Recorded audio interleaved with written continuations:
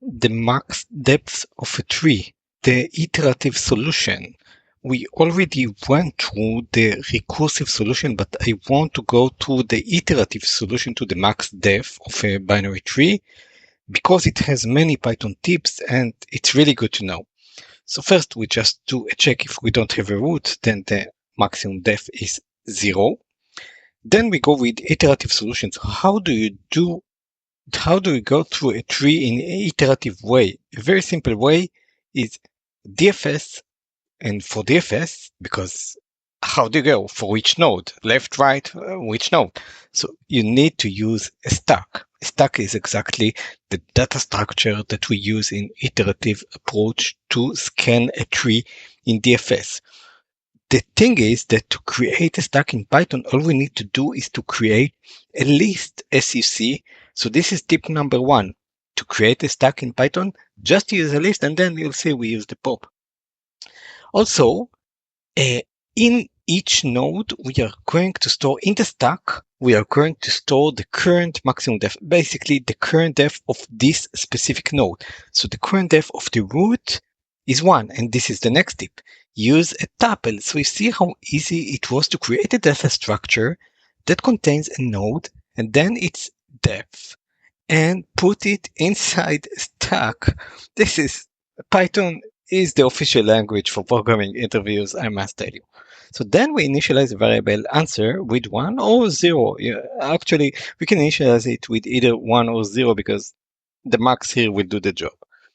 So then we run while stack pop something for the stack. This is what makes this list a stack for us. We use the pop method. Note also how we use tuples in Python. So we initialize 2 separate variables with a comma, and we pop this tuple inside them. So one will go into node, the first item, and then the value of it, the depth, will go into depth.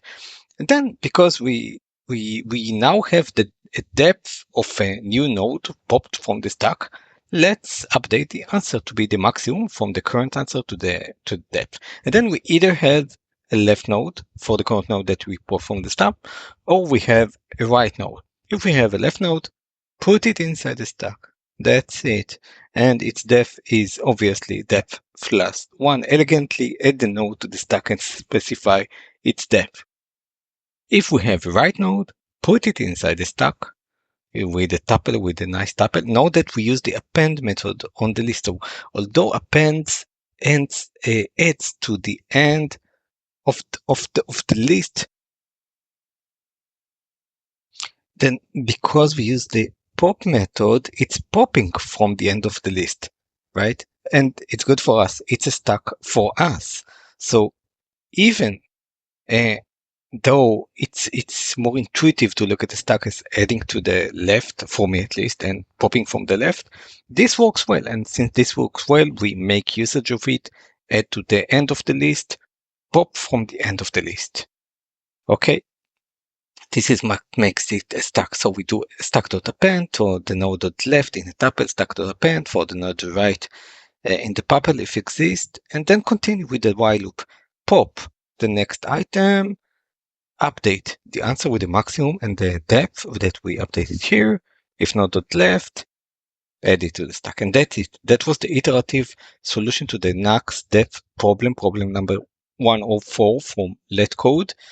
And note how many Python tips we got here.